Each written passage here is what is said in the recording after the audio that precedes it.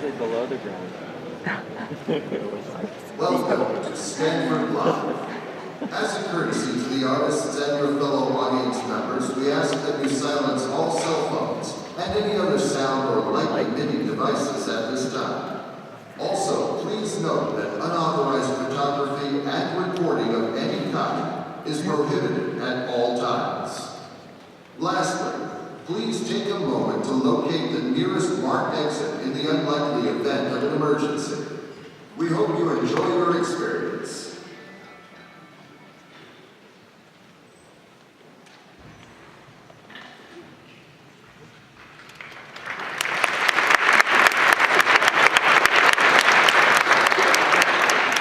Good afternoon. We are so delighted to welcome you here to the main concert hall for today's performance by Imani Wins. My name is Ryan Davis, and I am the Campus Engagement Manager here at Stanford Live. And as many of you may know, we do a great deal to engage Stanford students with the performances we present. One of the ways that we do that is through a program sponsored by the Mellon Foundation called Opening Acts, in which students curate and produce performances in creative dialogue with select artists in our season program. We're very fortunate to be able to share one of those with you today. I'd like to introduce its curator, Jeremy Sue, who is a graduate student in biology and is an accomplished cellist who performs with the Stanford Symphony Orchestra, where he has served as its president for 2 years. Please join me in welcoming Jeremy and the ensemble he's curated to complement Imani Wins today.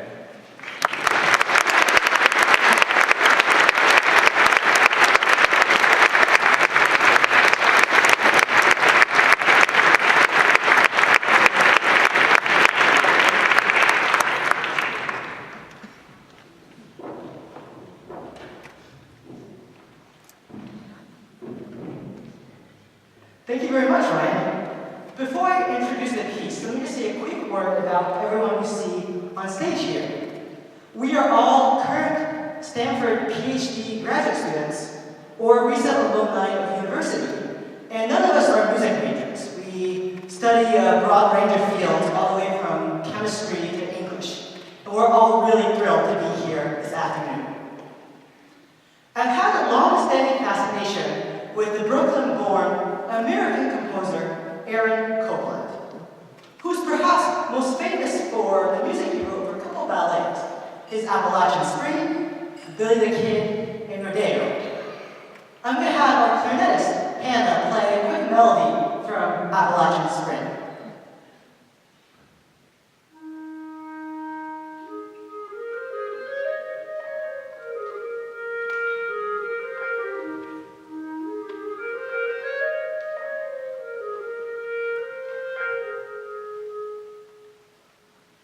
How many of you have heard that tune before? Most of you, right? This very famous shaker hymn, Simple Gifts, that Copland so famously incorporates within his Appalachian Spring music. And throughout the scores, the music scores for these ballets, Copland uses American folk melodies and wide open music intervals to paint scenes of Americana. But that's not the side I want to highlight today. We want to showcase a lesser-known side of Copland, that of his neoclassical modernist tendencies, and to also showcase the Latin American influences that Copland had. So Copland took multiple trips to Latin American countries, so primarily to Cuba and Mexico. And many of his pieces, such as his 3 Latin American sketches, his Danza Cubano, the finale of his clarinet concerto, and his El Salamico were heavily influenced by his time spent in these countries. And I'm going to have our pianist, Christina, play the first 10 measures or so of the beginning of El Salamico in a version transcribed for piano by Leonard Bernstein.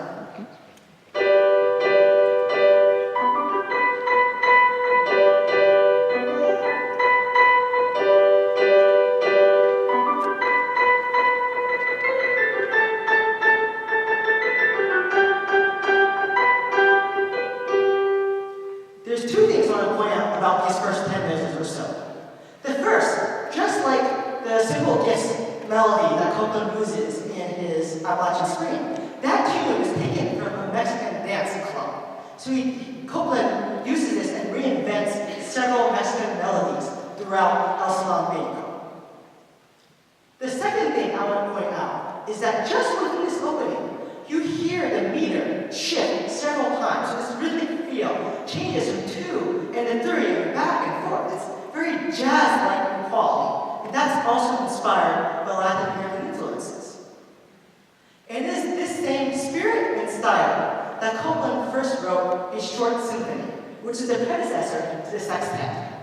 So he wrote the short symphony over several trips in Mexico, and was premiered in 1934 by his friend Pablo Chavez and the National Orchestra of Mexico. After the performance in Mexico City, Copland wanted to bring this piece to the U.S., to bring the short symphony to the U.S. So he turned to Leopold Stokowski and the Philadelphia Orchestra. So they were scheduled to give the premiere of it, but after a few rehearsals, Stokowski said, "This is too hard, we don't have enough rehearsal time," so they canceled the performance. Copland then turns to the Boston Symphony Orchestra. Same thing happens. What would be the U.S. premiere is canceled, and when someone asked Serge Kuzovetsky, the conductor of the Boston Symphony, if the piece was hard, he replied, no, it's not difficult, it's impossible. So in what Copland described as a fit of desperation, he transcribed his short symphony into a version for 6 players, forming the sextet, in the hopes that it would be easier for 6 musicians to get the intricate rhythms correct as compared to the full orchestra. And he was partially correct. The U.S. premiere of the sextet came in 1937, so several years before the short symphony was premiered in the U.S. But it still remains incredibly difficult. You'll still hear the same changing meters that you heard in the El Salvador. So the shifting meter, jazz-like in nature, that's influenced and inspired by his time in Latin America. You also hear leaping motifs of notes throughout. And it's driven, it's very short, 5 minutes, the first movement. It's driven by a very energetic, vigorous rhythm. We're very excited to be bringing this piece to you in conjunction with the Imani Winds performance for several reasons. So first, you'll hear later this afternoon some pieces of world music that the Imani Winds will play. So here, you get to hear how an American composer takes Latin American influences and makes it his own. Secondly, the Imani Winds are known for their adventurous programming. And this piece is a lesser known set of Copland, and he was incredibly fond of this piece. He described it as having, quote, every note in the right place, and described it later in life as one of his neglected children that he would like to see performed more often. And finally, in a world of chamber music that's dominated by strings, this unique configuration you see here highlights the important role that a wind instrument, here the clarinet, can play in chamber music. A sentiment I'm sure the Imani Winds would agree with. So with that, we hope that this gains a new perspective on Copland American music, and please enjoy the first movement of Aaron Copland's Sextet.